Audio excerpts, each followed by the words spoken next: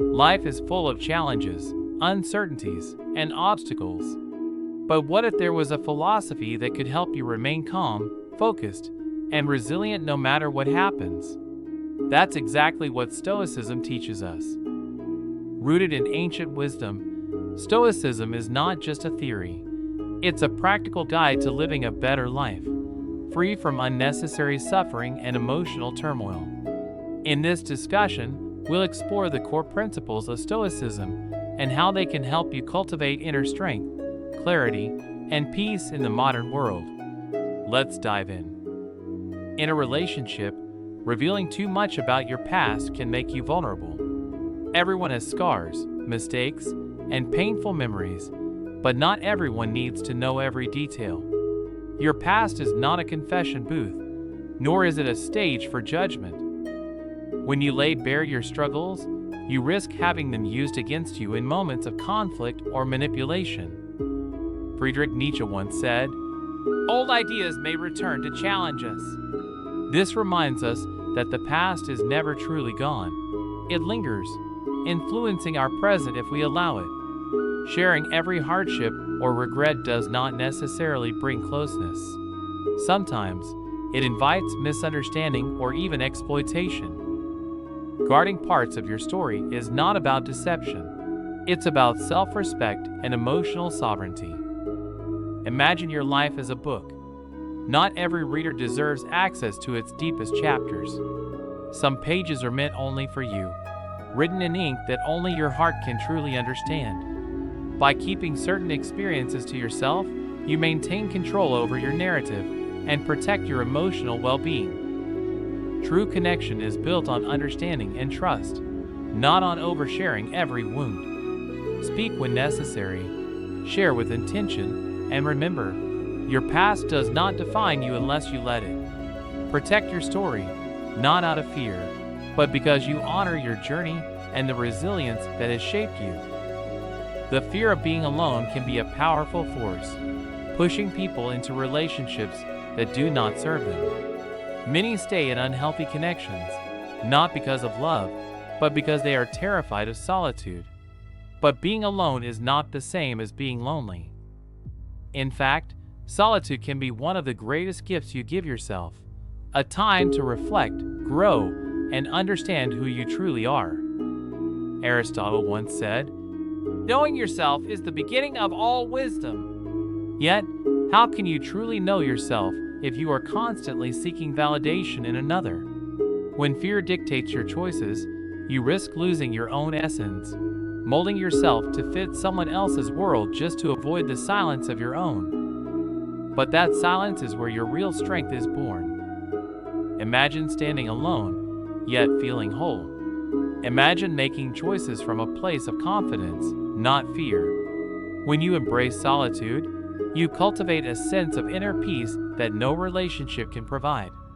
Then, if love comes, it will be a choice, not a desperate escape from loneliness, but a union of two whole beings walking side by side. Do not let the fear of being alone chain you to something that diminishes you. Instead, face that fear, sit with it, and watch it dissolve. You are not incomplete on your own. You are already enough. And when you realize that, the relationships you do choose will be built on genuine connection, not on the desperation to fill a void. Time is the most precious resource we have, yet so often we give it away carelessly. We spend hours overthinking, prioritizing someone else's needs over our own, or waiting for attention from those who may not truly value us. But Seneca's wisdom reminds us, "It is not that we have a short time to live, but that we waste much of it." Think about it.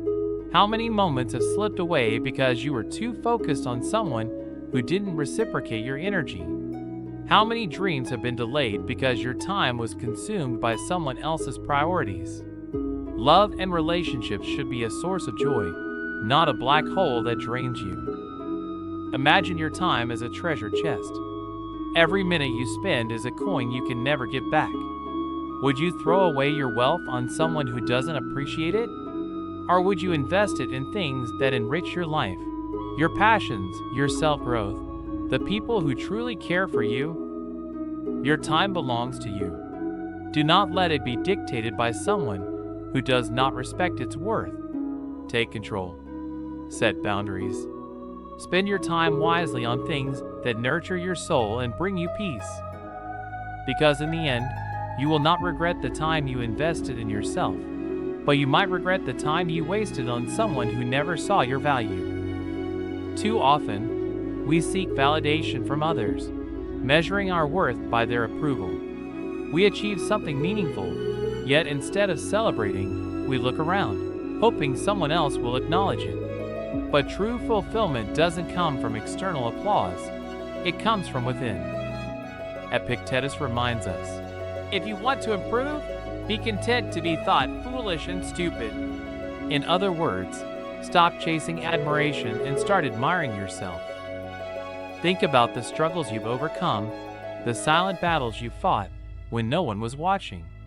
Every step forward, no matter how small, is an achievement worth recognizing. Yet, so many people dismiss their own victories just because no one else is clapping. Why should their recognition determine your happiness? Imagine a child taking their first steps. They don't stop to wonder if anyone is proud of them. They just walk, falling, getting back up, and trying again. That's the mindset we should embrace. Celebrate yourself, not out of arrogance, but out of self-respect. When you learn to acknowledge your own progress, your confidence grows. You no longer need constant reassurance. You stand tall, not because someone else says you should, but because you know your own worth. So don't wait for approval. Give yourself permission to be proud. Because if you don't celebrate your journey, who will? Your mind is your sanctuary, the one place where you should always feel safe. Yet, too often, we let others invade it, shake its foundation, and dictate our emotions. We sacrifice our peace for the sake of someone else's happiness, believing that love means enduring pain. But what is love if it costs you your well-being? What is devotion if it leaves you broken? Imagine setting yourself on fire just to keep someone else warm. That's what it feels like when you let someone drain your mental and emotional strength. You give, you compromise, you bend until you're no longer yourself, until exhaustion replaces joy, anxiety replaces peace. Seneca once said, "We suffer more in imagination than in reality."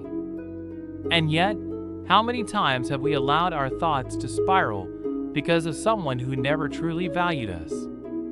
Your mental health is not a bargaining chip. It's not something you should trade for temporary affection or fleeting approval. Reclaim your power. Guard your mind fiercely. If someone constantly disturbs your inner peace, ask yourself, is this love or is this self-destruction? You deserve to be happy, not as a reward for pleasing others, but simply because you exist. So protect your mind, cherish your peace, and never let anyone take away the light that makes you you. Your happiness is not negotiable. It is your birthright. How often do we silence our own voices just to please others? We say yes when we want to say no. Wear masks that suffocate us and pretend to be someone we're not, all in the name of acceptance. But at what cost? Losing yourself just to be liked is the slowest form of self-destruction. Albert Camus once said, "The only way to deal with this world is to be absolutely yourself." Yet, society pressures us to conform, to fit neatly into expectations that were never ours to begin with. You smile when you're hurting. You agree when you disagree. You shrink yourself to avoid making others uncomfortable. But the truth is, the more you suppress who you are, the more you fade into the background of your own life. Imagine living a life where every decision is based on fear. Fear of rejection, fear of disappointing others, fear of standing out. That is not living. That is merely existing. But when you choose authenticity over approval, something shifts. You breathe easier. You walk taller. You reclaim your power. Being true to yourself is not selfish. It's essential. Stop apologizing for who you are. Stop seeking permission to live the life you want. The world doesn't need another copy of someone else.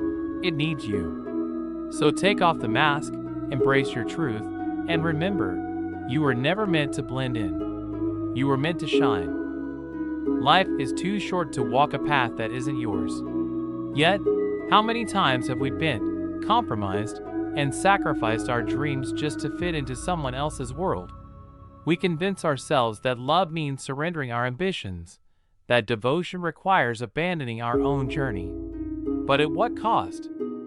Seneca once said, "If you do not know to which port you sail, no wind is favorable."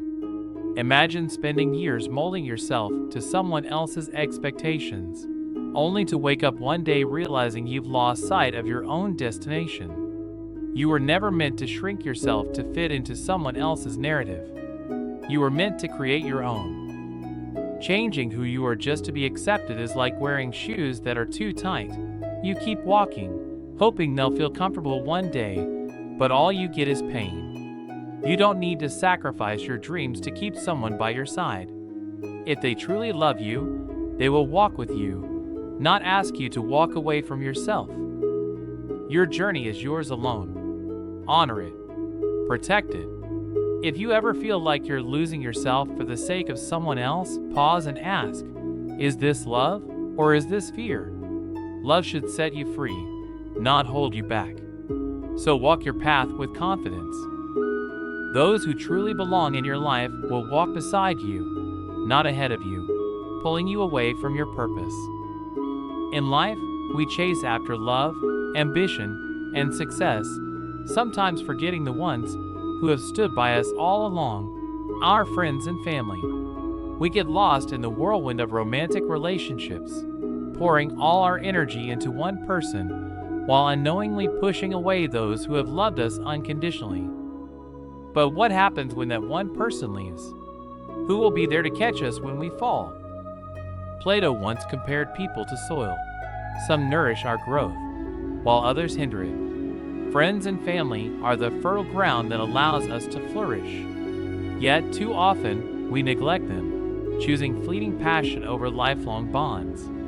We assume they'll always be there, waiting patiently for our return. But relationships, like plants, wither without care.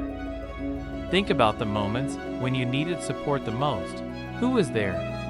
It wasn't the person you sacrificed everything for. It was the friend who listened without judgment, the sibling who reminded you of your strength, the parent who offered quiet, unwavering love.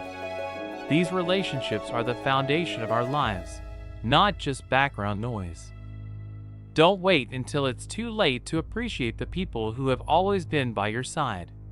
Love can be passionate, exciting, and intense, but true connection, the kind that withstands time, is built with those who love you for who you are, not what you can offer. Cherish them, nurture them, and never let them become an afterthought in your pursuit of happiness. Love can be beautiful, but when it turns into an obsession, it blinds us. It starts subtly. You think about them a little more, you adjust your schedule to fit theirs, you mold yourself into what they want. Then, before you realize it, your world revolves around them. Your dreams, your identity, your happiness, all tied to one person. But what happens when they walk away? Marcus Aurelius warned against losing ourselves in obsession, reminding us that our balance and peace are sacred. When you fixate on someone too much, you stop seeing your own worth. You become a shadow in their story instead of the star of your own. Love should never feel like orbiting another person, endlessly chasing after their approval while your own light fades. Think about the dreams you once had, the passions that set your soul on fire. Are they still alive, or have they been buried under the weight of an unbalanced devotion? Love should uplift you, not consume you. It should add to your life, not replace it. Reclaim your space. Reclaim your time. You are not meant to be a supporting character in someone else's life. You are the author of your own story, and it's time to start writing it with confidence. Love deeply, but never at the cost of losing yourself. The right person will love you for who you are, not ask you to forget who you are.